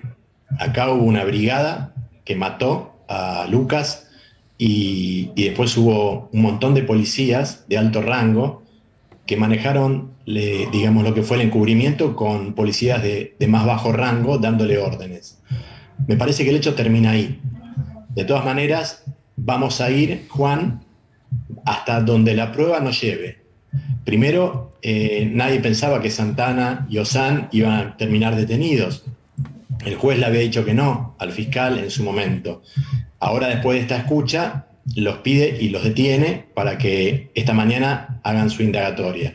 Si de la prueba van surgiendo otras personas, obviamente que vamos a ir contra todos y esto no tiene techo. Pero en cuanto a lo político, yo quiero hacer a un lado a esta situación, porque me parece que estamos hablando de un crimen a sangre fría perpetrado por policías de la ciudad, tal como el de Luciano Olivera, que también defiendo a la familia y que fue perpetrado por la policía bonaerense. Claro. Ahora, Dalbón, Fernando Borroni, buenas tardes. Es cierto, uno no puede responsabilizar directamente al ministro de Seguridad o a Larreta, en términos del delito, del asesinato concretamente. Ahora, sí hay algo que me parece que está instalado desde la oposición y también desde el gobierno de la ciudad, que es esta lógica de empoderar al policía, la lógica Chocobar, por decirlo de alguna manera. Y esto termina siendo parte de esa lógica Chocobar. Entonces digo, está bien la advertencia que ustedes... Bueno, desde lo penal, que es lo que usted está representando, bueno, ahí no puede haber implicancia directamente en los políticos. Pero me parece que en lo cultural, que luego generan estos hechos, me parece que ahí sí hay responsabilidad, ¿no? Y ese es el labor del periodismo. En algún momento en 11 responsabilizaron penalmente a Schiavi y a Devido. Yo no estuve de acuerdo y no los acusé, porque no tenían nada que ver con un choque de tren. Penalmente, tal como dijiste, Fernando, esto es un tema criminal contra la policía de la ciudad. El tema de las responsabilidades políticas y de lo que dicen los políticos en la televisión y del mensaje que mandan, desde Patricia Bullrich hasta algunas personas como este hombre expert, que tiene que terminar como un queso gruyere y ese tipo de mensajes, son mensajes que realmente no alimentan la paz social. Y bueno, de eso creo que tienen que hablar ustedes. Yo en este caso...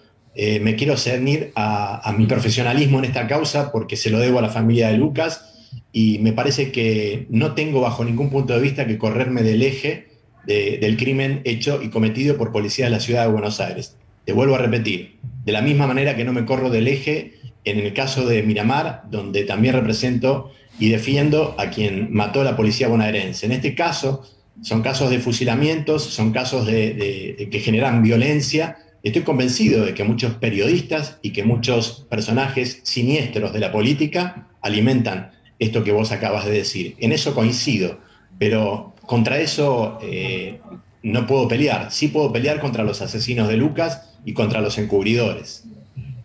Gregorio, como siempre, muchísimas gracias por tomarte un rato para charlar con nosotros. Te mandamos un abrazo grande y a través tuyo un abrazo muy grande para los familiares, para las familias de Lucas y de Luciano, que además de todo el dolor que están padeciendo, bueno, tienen que dejarlo por un momento a un costado para seguir exigiendo justicia. Todo nuestro acompañamiento para ellos. Te mandamos un abrazo grande. Se lo paso, Juan. Muchas gracias. Buenas tardes. Hasta luego. Era Gregorio Dalbón, abogado defensor de la familia de Lucas, a quien escuchábamos en la hora de Víctor Hugo. Nosotros seguimos con mucho más hasta las 20 horas. En instantes retomamos la situación sanitaria. 20.263 casos reportados en las últimas 24 horas. Estamos en vivo. Esto es en vivo en los distintos hospitales porteños. Tremenda la cantidad de gente que está haciendo la fila para hisoparse. Esto es la hora de Víctor Hugo. Nos acompañás con el hashtag Mesa Judicial. Ve hasta las 20 horas. Te hacemos compañía con la mejor información. Tanda comercial muy breve y seguimos con más.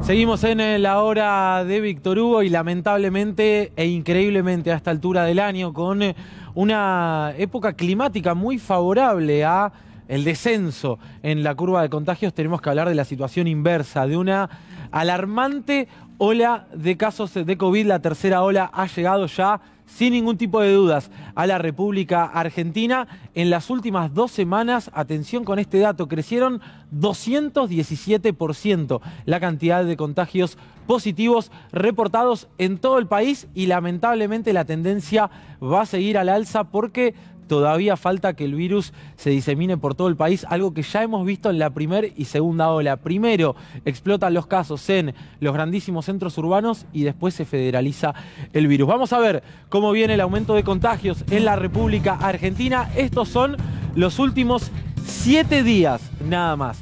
El 20 de diciembre teníamos 5.337 contagios con una tendencia que ya se venía dando al alza claramente. Al día siguiente prácticamente duplicamos y ahí encontramos un nuevo piso en los 9.336 casos y mejor dicho un nuevo piso ya en 2 cifras, 11.121 el 22 de diciembre, el 23 el día previo a la Nochebuena, 13.456 casos de COVID positivos en todo el país. El día de Nochebuena, el 24 de diciembre, 16.279. Como siempre, el fin de semana baja, pero además por la particularidad de ser 25 de diciembre, de Navidad, 7.183. De todas formas, un número altísimo, ustedes verán, 7.623 en la jornada de ayer y hoy, el primer día hábil, con todos los centros de testeo habilitados y demás, bueno, una disparada de casos impresionante, 20.263 en la jornada de hoy, más de 4.000 casos positivos en la ciudad de Buenos Aires, 6.200 en la provincia de Buenos Aires, 5.583 en Córdoba y 770 en Santa Fe. 31 son los fallecidos del día de la fecha. Como siempre hacemos el abrazo muy grande y nuestro acompañamiento a todas las personas que perdieron a un ser querido producto de la pandemia. Nosotros nos vamos al Hospital Pirovano, allí está Néstor Dib. Tremendas las filas para hisoparse en todos los hospitales públicos porteños. Néstor, contanos cómo está la situación allá. Buenas tardes. ¿Qué haces? ¿Cómo te va, Juan? ¿Cómo estás? Bueno, mira, la situación en este momento... A ver, le voy a pedir por favor al sonidista que me saque la vuelta de retorno porque me estoy escuchando. Lo que tenemos para contarles es lo siguiente. A esta hora, el personal de salud del Hospital Pirovano, que termina a las 8 de la noche, está explicándole a cada una de las personas que llega acá cómo es la metodología para hisoparse, porque lo de hoy fue un verdadero pandemonium.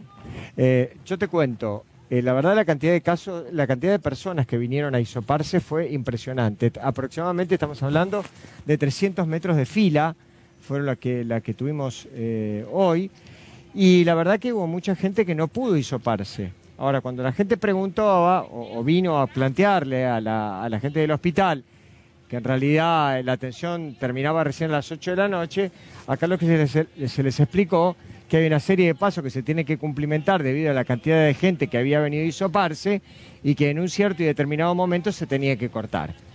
Casi no les cabe duda a la gente que está acá, como otros hospitales a los que he consultado, que vamos a llegar al récord de testeos. Récord de testeos. Más que en cualquier momento de la pandemia. Después la cantidad de casos, o las internaciones, las hospitalizaciones, o las terapias intensivas, será otro cantar. Pero por ahora, este tipo de escena que ustedes están viendo ahora, se repite una y otra vez cada segundos que llega una persona que tiene la intención de testearse. Muy bien, en instantes vamos a volver por allí, Néstor. Gracias, como siempre, por el reporte. Lo escuchábamos a Rafa Palavecino, a Claudio Cardoso y a Néstor Dive, en 3 hospitales porteños distintos, los 3 refiriendo una situación muy similar, ¿no? Esto de, desde que empezamos a trabajar no vimos tanta gente en un hospital, tantas cuadras de cola, tantísimas personas buscando hisoparse. Bueno, todo un síntoma de la altísima circulación del virus. Yo le decía el otro día, no es cuestión de señalar a nadie, todos nos hemos relajado, hemos bajado la guardia indudablemente respecto de los cuidados por el tiempo que llevamos atravesados por la pandemia y también por la situación sanitaria. Los números nos lo permitían, nos permitían pensar en un montón de relajaciones y en relajar nuestras propias medidas de cuidado. Bueno, ahora es momento de volver a prestar atención a ello. Una de las provincias que también está muy complicada y en alerta por el crecimiento de casos es la provincia de Córdoba, y nosotros nos vamos a ir ya mismo a charlar con Oscar Atienza, es magíster en Administración de Servicios de Salud y magíster en Salud Pública. Oscar, gracias por atendernos. Juana Morín y todo el equipo de La Hora de Víctor Hugo te saluda. ¿Cómo estás? Hola, ¿qué tal? ¿Cómo están? Buenas tardes, Juan, y a todo el equipo. Gracias por la comunicación. Un gusto charlar con ustedes. ¿A qué se debe esta disparada de casos recontra exponencial? Si uno sigue la curva de Córdoba, ¿se debe a la variante Omicron, a la Delta, a la explosión de las 2 variantes al mismo tiempo? ¿A qué lo atribuís vos, bien digo? Mira, yo creo que hay que separar en 2 a la Argentina. En este momento Córdoba tiene un pico, digamos, a predominio de Omicron. No hay duda que los 6.000 casos que tuvimos hoy son de Omicron. Además, tiene una dinámica distinta a la del resto del país. Y el resto del país creo que es mezcla, ¿no?, de lo que es variante Delta. Serían unos 14.000 casos en total entre todo el país.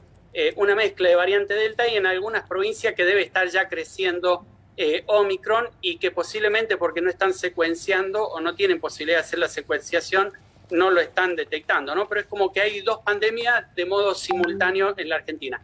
En Córdoba hemos pasado en solamente 6-7 días de 100 casos diarios a 5.000, casi 5.500 y algo que tuvimos hoy, que es la mayor cantidad de casos que hemos tenido en toda la pandemia. El mayor pico lo registró Córdoba el 8 de junio con 5.432 casos y hoy lo hemos superado. Lo que pasa es que aquel pico que hicimos allá en junio llevó 2 meses de ascenso. El de hoy llevó solamente unos 6 días, 7 días, no más que eso. Y eso es un poco lo que preocupa. Por eso es que se sospecha, ya hay certeza, en Córdoba que es Omicron no hay ningún tipo de duda.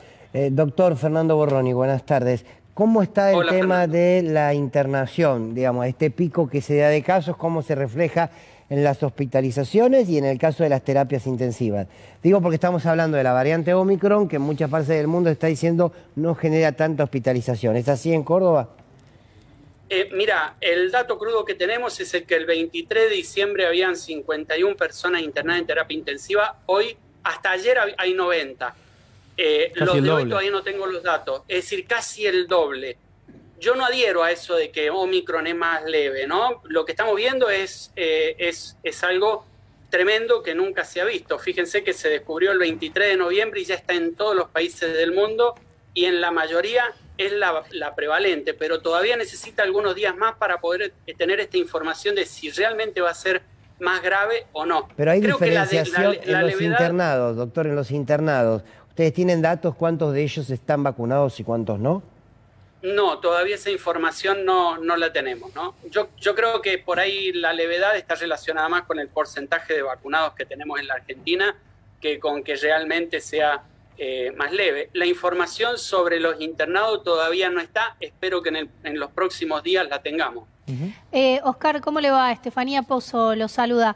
Una de las Hola, discusiones que se está dando a nivel global, en particular en Estados Unidos, es qué pasa con esta variante que parece ser más leve. Digo parece por todo lo que nos dijo recién, que bueno, habría que ver si verdaderamente Omicron es más leve, pero parecería ser más leve, y la convivencia con el virus. Porque, por ejemplo, en algunos contextos, si se da positivo, en Estados Unidos estoy diciendo, ¿no? Si se da positivo y es Omicron y no tiene síntomas, los dejan incluso jugar algunos deportes, o ya se están empezando a quejar, y hay notas publicadas en diarios internacionales respecto de las empresas y los empleados que se tienen que aislar por contactos estrechos y demás. ¿Qué pasa con Omicron, los síntomas y toda esta discusión de la convivencia con el virus? A ver, yo creo que esto se da en el marco de aquellos que están vacunados. El que está vacunado, lo que pasa es que tiene una enfermedad muy, muy leve, apenas algunos síntomas, sobre todo el que tiene 2 dosis de vacuna. El que no está vacunado, la mayoría está yendo a terapias intensivas. Digo, Estados Unidos tiene el 90% de la gente que está en terapia intensiva es gente que no tiene vacunas puestas. Y el 90% de los que muere todos los días. Estados Unidos está pasando por una tragedia, está entre 2.000 y 2.500 fallecidos por día. Claro. Es realmente una cifra alarmante, y el 90% de esa gente es gente que no está vacunada. Claro. Con el vacunado quizás exista algún grado de flexibilidad, ¿no? Yo no la daría, porque en realidad no sabemos cuál va a ser el comportamiento de esta variante. Es muy nueva en el mundo, ¿no? Lleva apenas 4 semanas y nos hacen falta siempre por lo menos entre 4 y 6 semanas para ver el impacto real que tiene sobre la gente no vacunada, ¿no? Porque el tema es que llega al mundo en un momento en el que estamos mayoritariamente vacunados. Sí. Digo, el trayecto que está haciendo lo está haciendo en Europa, en Reino Unido, en Francia, que tienen altas tasas de vacunación, en Estados Unidos, que tienen más o menos un 60%, y en la Argentina, que tenemos casi un 75% de gente con 2 dosis. Hay que ver cómo se va a comportar. Por ejemplo, en Sudáfrica, en Gauteng, se cuadruplicaron la cantidad de internados. No hay fallecidos porque la mayor parte de los que se han infectado en esta primera etapa es gente joven. Claro. Es lo mismo que ha pasado en Córdoba. En Córdoba ha sido a través de las fiestas de los colegios. Es gente joven, el impacto allí es muy, muy leve, muy bajo. Hay que darle por lo menos 15 días más a esta variante para poder conocerla y ver cuál es el comportamiento. Gracias, Oscar. Como siempre, un abrazo muy grande y hasta la próxima. Gracias a ustedes, que anden bien. Oscar Atienza contándonos cómo está la situación sanitaria en Córdoba. 5.583 casos en la provincia reportados solo en las últimas 24 horas. Hace 5 meses que Argentina no cosechaba lamentablemente los números que estamos viendo en el día de hoy. En instantes volvemos con el tema sanitario, pero nos vamos a las novedades económicas y a un debate necesario. Señoras y señores, tenemos que hablar del regreso del impuesto a la herencia, Estefanía Pozo. Y mira, lo que estoy leyendo que están mandando desde el gobierno, desde Casa Rosada, es que lo que acaban de discutir allí en Casa Rosada con el presidente y los distintos representantes de 23 provincias, porque la ciudad de Buenos Aires, recordemos, no estuvo presente en la firma de este nuevo pacto fiscal, es lo siguiente. Dice, impuesto a la transmisión gratuita. Esto quiere decir impuesto a la herencia, te lo traduzco. Dice, se va a analizar durante el 2022 la posibilidad de legislar sobre un impuesto a todo aumento de riqueza obtenido a título gratuito como consecuencia de una transmisión o acto de esa naturaleza. ¿Qué quiere decir?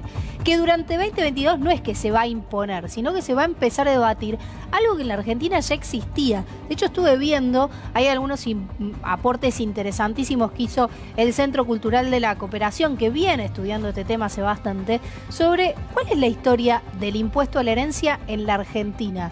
Bueno, hay incluso de la época colonial algunos datos sobre justamente el impuesto sucesorio. 1801 es el primer impuesto sucesorio que hubo en la Argentina, como para que se den cuenta. Ni siquiera la Argentina en ese momento, la colonia. Lo que estamos viendo ahora en pantalla es qué pasa con este impuesto en el mundo. Es un impuesto que en general en todas las economías desarrolladas existe. ¿Por qué? Porque es un impuesto mucho más equitativo. ¿Qué es lo que hace? Ir a atacar al origen mismo de la desigualdad. ¿Por qué? nacer en cuna de oro te determina, o Bueno. nacer en un contexto de extrema pobreza, tiene que sí o sí determinar tu suerte. Bueno, lo que intenta estos impuestos es, a partir de esos grandes patrimonios, redireccionar una parte para financiar o la salud pública, o la educación, o lo que sea ¿Se sabe de se porcentajes? Está justamente en Estamos pantalla. viendo mirá. ahí, No, pero digo, sí, es impresionante. aquí en nuestro país. Por sobre todas las cosas, yo haría acá la gran pará, que claro. bautizó Alejandro Fantino. Lo que estamos viendo allí es cuánto se cobra de impuesto a la herencia, con los distintos nombres que se deben aplicar en todo el mundo. Y justamente imagino a muchos meritócratas a favor, supongo yo. Por acá tenemos también a los meritócratas más locos del mundo. No, por ejemplo, hubo varias manifestaciones en público en contra. De hecho, López Murphy, por ejemplo, dijo que directamente se afecta al ahorro, es un impuesto al ahorro. Bueno, esto es parte de lo que veíamos recién. Ahora, ¿qué es lo que sucede por ejemplo, a nivel de los países desarrollados? Espera, Estefi, te puedo Sí. hacer una pregunta que no entiendo. Sí. El porcentaje que se cobra sobre lo total que vos heredás. Bueno, ¿Es por única vez? depende Depende del del país, carácter de cada uno de los tributos y del gravamen, porque hay, en general, mínimos no imponibles, hay por ejemplo, una alícuota que va en relación con la edad de quien hereda, mientras más joven, más alta, porque haces un usufructuo durante más tiempo de eso, mientras más grande es la persona que hereda, menos es la alícuota. Después hay algunas relaciones que están grabadas de manera especial respecto de otras. Por ejemplo, si sos sobrino y heredás es una cosa, si sos hijo y heredás es otra. Es el mundo del impuesto a la herencia, le digo así como en general, es muy complejo porque depende de muchas cosas. No en todos lados es igual. Sí, lo que es importante es tener en cuenta que el objetivo es justamente atacar lo que significa la desigualdad. De hecho, por ejemplo, sí, a lo largo de las últimas décadas, en el 70, se calcula, estos son cálculos de la OCDE, que alrededor del 1% de lo que recaudaban los estados estaba vinculado con este tipo de impuestos. Ahora es prácticamente la mitad, y eso tiene que ver con las maneras en las que se van eludiendo y modificando la infraestructura, la estructura tributaria, que por supuesto los ricos tienen más poder, ¿no? La famosa Para hacer. ingeniería financiera. Sí. En un ratito la seguimos. Gracias, Estefanía Pozo. Estamos haciendo la hora de Víctor Hugo. Estamos en vivo en C5N. Última tanda comercial muy, muy breve. Y seguimos con mucho más. Dale. Y no Lo darle escuchamos al presidente en de la rutas, Cámara de Diputados de la Nación, Sergio Massa, junto al ministro Julián Domínguez en vivo en la inauguración de la nueva sede de Guatre en Colón, Buenos Aires. Habla Sergio Massa en este momento. como Estado, para promover el arraigo, la obligación de llegar con mejores caminos, con mejor transporte, con mejor educación, con mayor conectividad, para que de verdad y de una vez para siempre la Argentina sea un país federal. Y en ese sentido, no tengo dudas de que Guatre, Osprera, el Renatre y cada uno de los instrumentos que los trabajadores rurales, a partir de la voluntad, de la iniciativa, de la determinación del Momo Venegas en su momento, fueron poniendo en marcha, son instrumentos centrales para construir ese futuro que necesitamos construir para nuestro campo y con nuestro campo. Bueno, muy bien, ahí está Sergio Massa en vivo junto a Julián Domínguez, entonces, y trabajadores rurales de Guatre en Colón, Buenos Aires. Ya está con nosotros en vivo Roberto Barada, el titular de SUTEBA. Buenas tardes, Roberto. Buenas tardes. Gracias por venir. Es un día de novedades para el sindicalismo, sobre todo para aquellos sindicalistas que en la provincia de Buenos Aires sufrieron lo que el propio ministro de Trabajo dijo, ¿no? Que le hubiera gustado crear una Gestapo para terminar con todos ellos. Y también está con nosotros el ministro de Justicia de la provincia de Buenos Aires. Estoy hablando de Julio Alac. Julio, muy buenas tardes. Juana Morín, todo el equipo de la hora de Víctor Hugo lo saludan. ¿Cómo va? Buenas tardes, Juan. Un gusto saludarlo.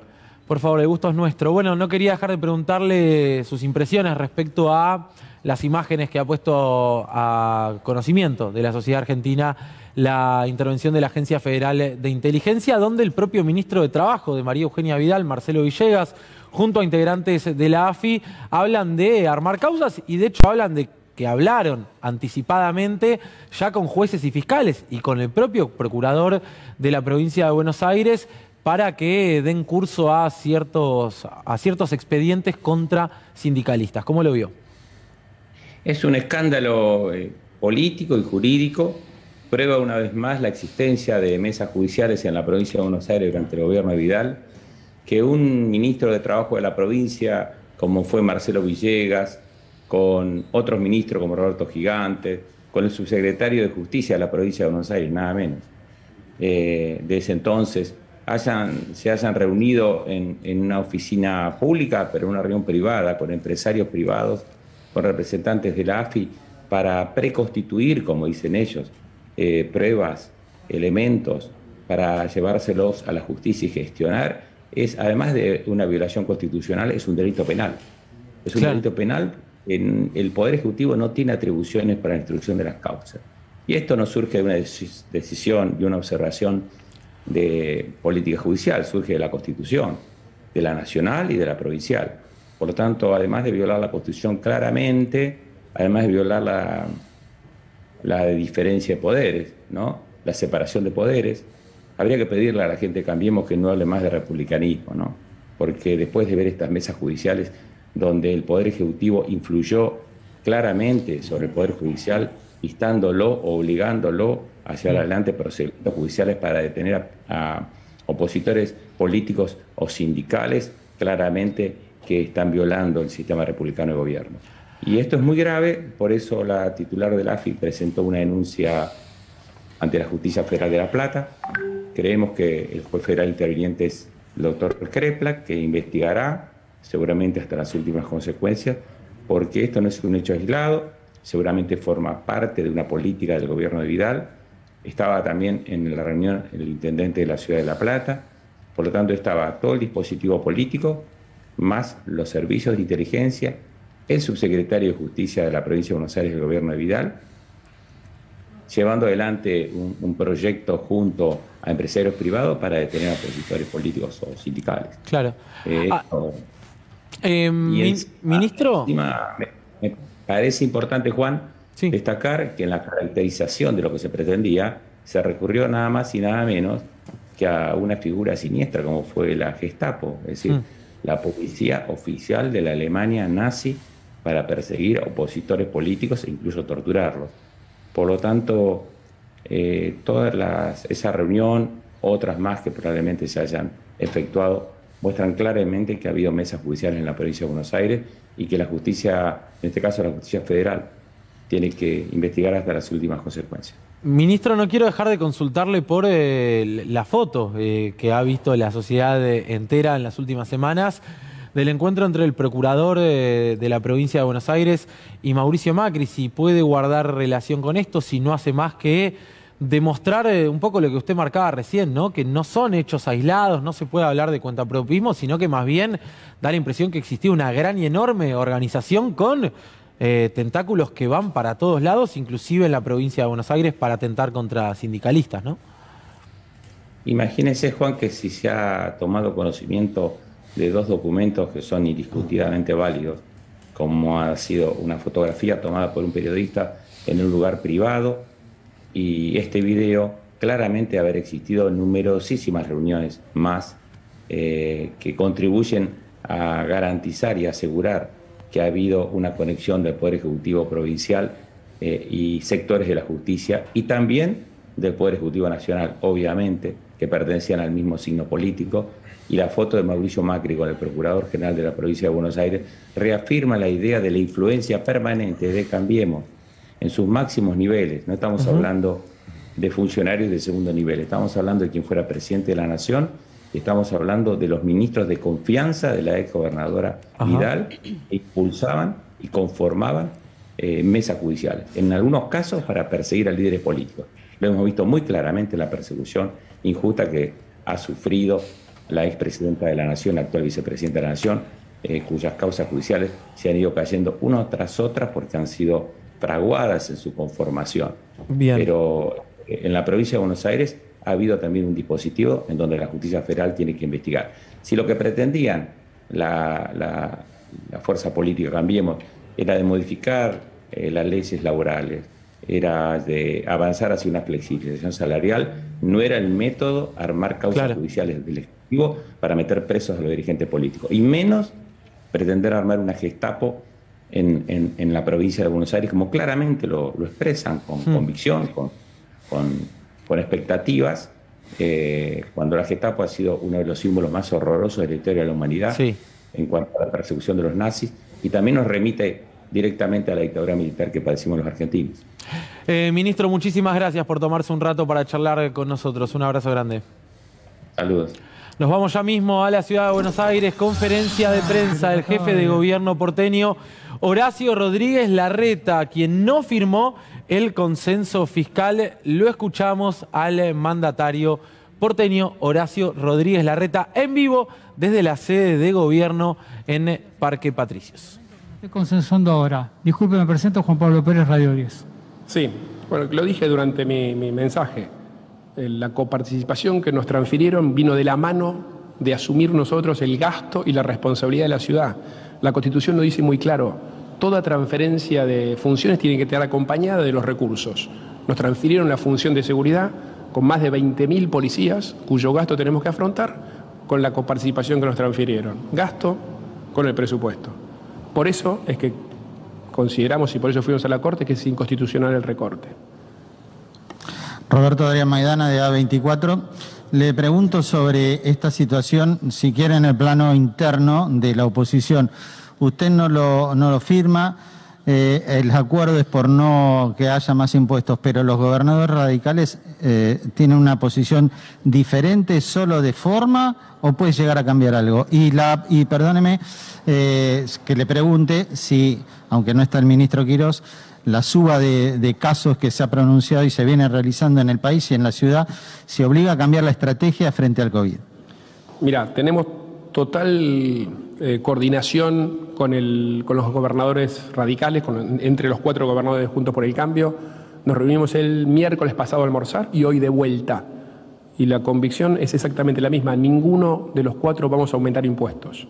Ahora, en el caso de ellos, por la realidad financiera de las provincias, ellos tienen que firmar el pacto fiscal. Nosotros, en nuestro caso, tenemos un reclamo hecho sobre la Corte respecto del recorte de la coparticipación, que estamos convencidos que es inconstitucional, por eso no firmamos. Bueno, ahí lo escuchábamos al jefe de gobierno porteño Horacio Rodríguez Larreta justificar que no firma el consenso fiscal, del que entiendo participaron todos los gobernadores, digamos 23 jurisdicciones con excepción de la ciudad. Sí, 23. De hecho, tuiteó hace un ratito nada más, dice: desde la ciudad no vamos a acompañar el consenso fiscal impulsado por el gobierno nacional, asumimos un compromiso central con los argentinos y lo vamos a cumplir, no apoyar el aumento y la creación de nuevos impuestos al trabajo y a la producción. Es lo que decía Larreta. Bueno, habría que ver, por ejemplo, el impuesto a las tarjetas de crédito que creó en su jurisdicción el año pasado, entre otras cosas, ¿no? Y yo veía el otro día el presupuesto de la legislatura porteño basado en los números del presupuesto nacional que los propios legisladores que representan Juntos por el Cambio a Larreta rechazaron. ¿Qué le vamos a hacer? Me voy ya mismo a charlar con Roberto Baradel, titular de SUTEBA, que nos ha esperado. Perdón la demora, gracias por venir. Bueno, ¿qué impresiones respecto de el video que dio a conocer hoy la Agencia Federal de Inteligencia? Imagino que sospechas tenías ya de todo esto. Sí, sorprender no me sorprendió, ¿no? Porque sabíamos del accionar y que hacían todo para poder sacarnos, para poder callarnos, ¿no? Doblegarnos, destruirnos. Él habla de la Gestapo. La Gestapo era una organización que perseguía, secuestraba, asesinaba, torturaba, a ese nivel. Quería tener una Gestapo para terminar con los gremios, destruir a los gremios. Así lo planteó claramente el ex ministro de Trabajo de la provincia de Buenos Aires. Y es parte de un accionar que llevó adelante el gobierno de María Eugenia Vidal y Mauricio Macri. Mauricio Macri se refirió a los jueces laborales como mafia. se refirió a Héctor Recalde como jefe de la mafia, a los sindicatos y a los sindicalistas como mafias. Toda aquella institución, organización o persona que defendemos los intereses de la clase trabajadora, estamos considerados como un enemigo a destruir directamente. Y con esto de la Gestapo, además seguramente las organizaciones que representan a la comunidad judía prontamente van a sacar un comunicado. Veía que la DAIA se expresó. Claro, repudiando esto, porque la verdad que es una barbaridad. O sea que estos son los valores democráticos que tiene la máxima dirigencia o una parte de la máxima dirigencia de Juntos por el Cambio. Ahora, claramente no se quedaron en los dichos. Por eso es importante tu presencia hoy. Claro. Contale a la gente, ¿qué te tocó vivir en los años donde, bueno, no se quedaban en los dichos y mientras tanto se reunían para armar causas? No, vivir plenamente ataques permanentes, mentiras, fake news, o sea, noticias falsas, difamaciones. Yo creo que se tiene que investigar también el dinero que María Eugenia Vidal destinaba a algunas productoras de programas televisivos que inclusive convocaban a personajes vinculados a los servicios de inteligencia para difamar, deslegitimar, atacar, mentir permanentemente. A título personal, además, te habían afectado. Habían hecho un cuadro sinóptico de tu familia, algo así. Lo presentaron, Feynman fue claramente que presentó a mis hijos, después en un Twitter retuiteó mi hija menor de edad, la hija de mi compañera, o sea que no tienen ningún tipo de escrúpulos en animales sueltos, concretamente, y se supo la cantidad de dinero que invertía ahí el gobierno de María Eugenia Vidal. Sistemáticamente nos difamaban, mentían, nos atacaban concretamente, o sea que fue una acción de persecución permanente, de difamación, deslegitimar el reclamo. Y vos fijate que los grandes medios hegemónicos, por eso también esto es un claro ejemplo no solamente de una mesa judicial, sino del lawfare, también utilizaban un lenguaje que nos asociaba al delito, o sea, extorsionábamos porque hacíamos un paro, o sea, ejercíamos nuestro derecho constitucional a la huelga, tomábamos de rehenes a los chicos, todo expresiones que tienen que ver con una tipificación penal, claro. Y el concretamente de delitos. De las convocatorias a las paritarias, porque pasaba que, claro, se llegaba casi contra las cuerdas a la negociación en el inicio de clases y les echaban la culpa a ustedes, pero no había convocatoria por parte de Mira, ustedes lo pueden escuchar, pueden tener los audios y las conferencias de prensa, lo que decía el ministro Villegas, concretamente, y le mentían a la sociedad. 19 veces los convocamos, nos convocaban y nos hacían la misma propuesta, y esas 19 a propósito se burlaba de la sociedad y de nosotros porque querían imponernos el 19% en una inflación que estaba proyectada arriba del 40%. Y permanentemente el ministro Villegas, el ex ministro Villegas, nos llegó a imponer una multa al sindicato de 780 millones de pesos. Directamente quería hacer desaparecer al sindicato. ¿Por qué? Por el legítimo derecho a huelga. ¿Qué reclamábamos en esa huelga? Vos fijate, nos habían dictado la conciliación obligatoria. Nosotros presentamos una nota que estábamos a derecho, pero nos adheríamos a un paro convocado por CETERA de 48 horas. Lunes y martes fue paro. El viernes explotó la escuela 49 de Moreno con las muertes de Sandra, evitables, de Sandra y Rubén. Una de las razones de ese paro era la infraestructura escolar en la provincia de Buenos Aires. Ahora querían destruirnos y cuando me amenazaron en realidad peor, desde la cobardía más profunda, vil, a mis hijos, a mis hijas, a mi nieto, amenazas de muerte. Mauricio Macri decía, a Baradel no necesita que nadie lo cuide. Eso decía Mauricio Macri, dando zona liberada. Sí, una buena desprotección total. Cuando tenía una manda judicial para cuidar a mi familia. Pero ¿sabés lo que pasó en ese momento cuando Mauricio Macri dijo eso? En la paritaria docente, desde que empezó hasta que terminó, la casa donde vivo yo, ¿quién cuidó a mi familia? Docentes, que se quedaron en la puerta de mi casa mañana, tarde y noche, desde que empezó la paritaria hasta que terminó. Con eso no contaban ellos, con eso no contaban, porque era un reclamo colectivo, más allá de la difamación y de la imagen que quisieron crear de nosotros en el conjunto de la sociedad. Y tenemos, la verdad, que la conciencia tranquila, porque jamás tuvieron nada con qué apretarnos, ¿no? Y decirnos, dijimos lo que teníamos que decir, hicimos lo que teníamos que hacer defendiendo la escuela pública y los derechos de los trabajadores. Roberto, hay que recordar, perdóname, sí, además de todos estos personajes, hay otro personaje que no tiene que pasar desapercibido, que es Juan Pablo Alan, que es senador de la provincia de Buenos Aires, que ustedes fíjense, cada vez que salíamos a ejercer el derecho a huelga o alguna acción sindical, salía él a denostarnos permanentemente. Roberto, gracias por venir, perdón por la falta de tiempo, un día agitado, no va a faltar oportunidad para que sigamos desarrollando. Gracias, pero se tiene que profundizar la investigación. Te agradezco. Les agradezco a ustedes porque durante todo el día estuvieron llevando adelante esta noticia. Y lo vamos a seguir desarrollando en la continuidad de ese 5N. Gracias, Estefanía Pozo. Gracias Fernando Borroni.